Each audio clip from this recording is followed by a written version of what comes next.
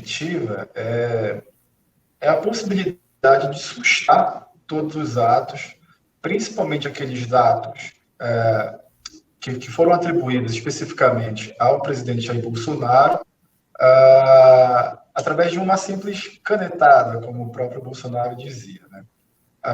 Pelo atual presidente eleito. Então, há pautas e há itens, principalmente dentro dessa política mais ideologizada que Bolsonaro praticou nos últimos 4 anos, e que são diametralmente opostas às políticas do atual presidente eleito, deverão ser sustadas ou revogadas, né, como é chamado esse revogaço.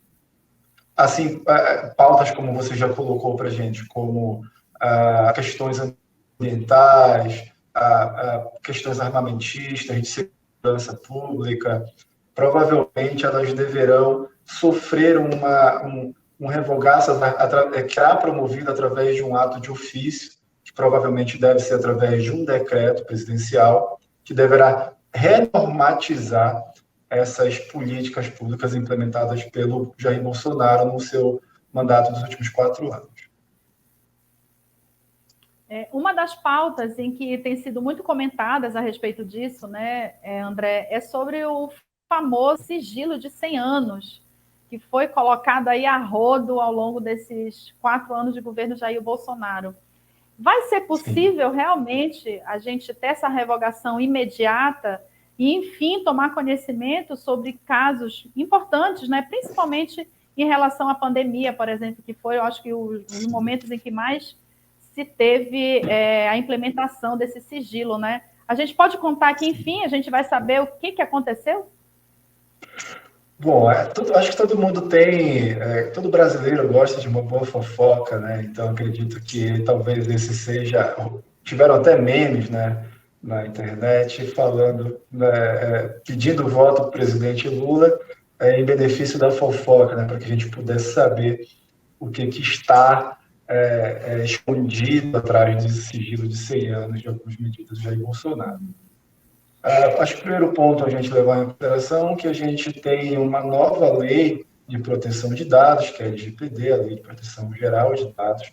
Então, ela já dá essa possibilidade de se guardar sigilo sobre algumas informações. E esse é talvez o principal empecilho para que a gente possa ter a ciência, né, de tudo aquilo que foi escondido, como, por exemplo, agendas do presidente, reuniões do presidente,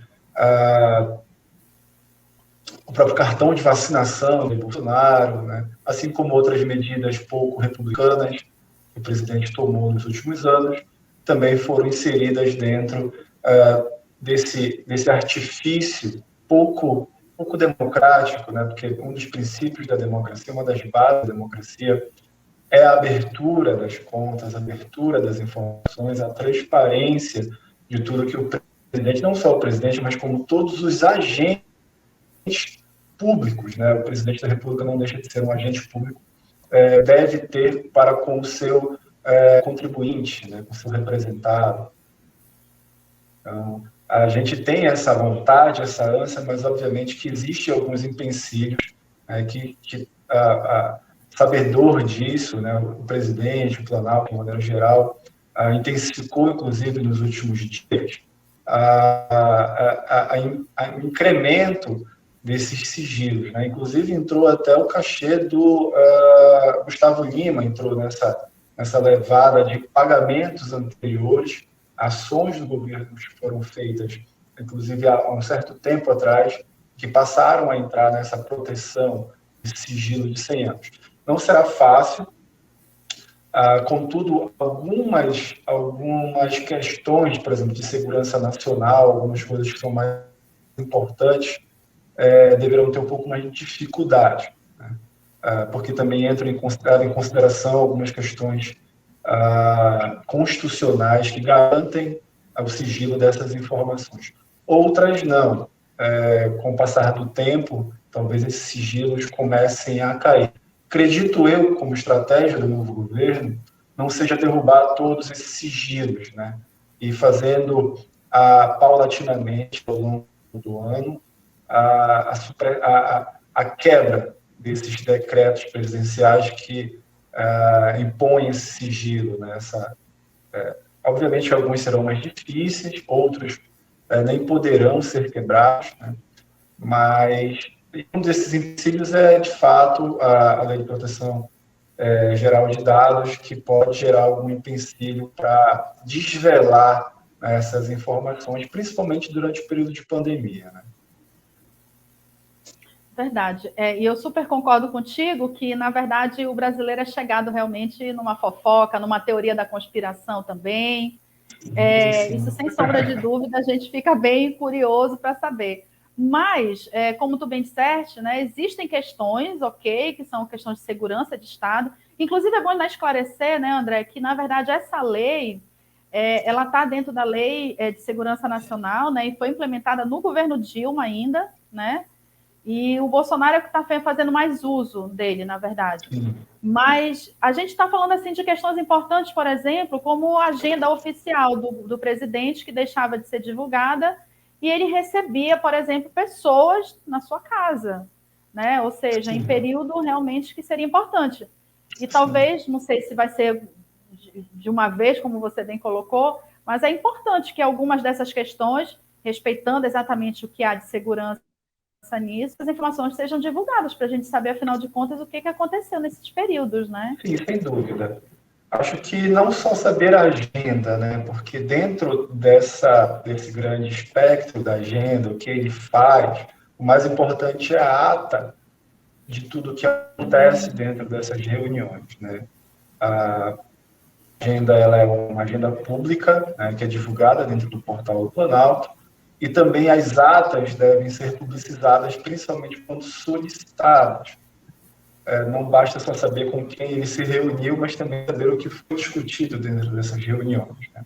A gente sabe que ele recebia, de maneira costumaz, pessoas dentro da sua casa, fora dessa pauta, dessa agenda oficial, e que não gerava nenhum tipo de documento, né, sobre essas reuniões. A gente tinha, inclusive, trazendo para a pauta oficial, né, que é aquilo que a gente pode e deve saber o que aconteceu.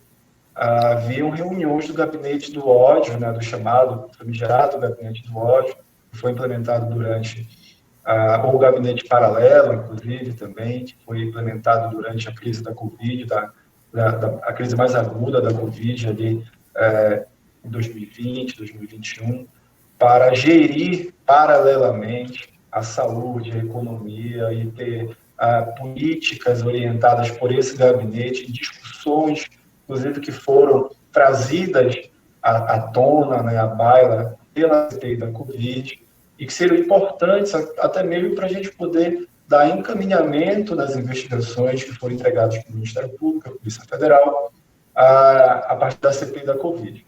Obviamente que seria fantástico, né? Seria importantíssimo, inclusive, para a nossa República, para a democracia brasileira, para que esses dados fossem expostos, né, através da quebra desses sigilos. Contudo, algumas não serão, não será conseguida, né, por conta da Lei Geral de Proteção de Dados, porque que guarda, como eu posso te dizer, não só o sigilo, mas a proteção dos dados das pessoas que estão envolvidas naquelas discussões. É óbvio que é uma discussão profunda e grande, que não é tão simples, porque tem que levar em consideração o benefício social ou o benefício da ampla maioria, que deve ser levado em consideração a restrição dos dados ou das informações contidas nessas reuniões, que são de caráter privado, né? Obviamente que o caráter coletivo, o benefício coletivo e o interesse da população se sobrepõem em relação ao caráter privado, né, dessas informações. Só que ela não é tão simples assim, né? Isso não pode ser feito à revelia da ilegalidade, como o próprio Jair Bolsonaro, um artifício muito utilizado pelo próprio Jair Bolsonaro durante os últimos 4 anos. Tem que ser feito com muita calma, muita cautela, para não incorrer em crime.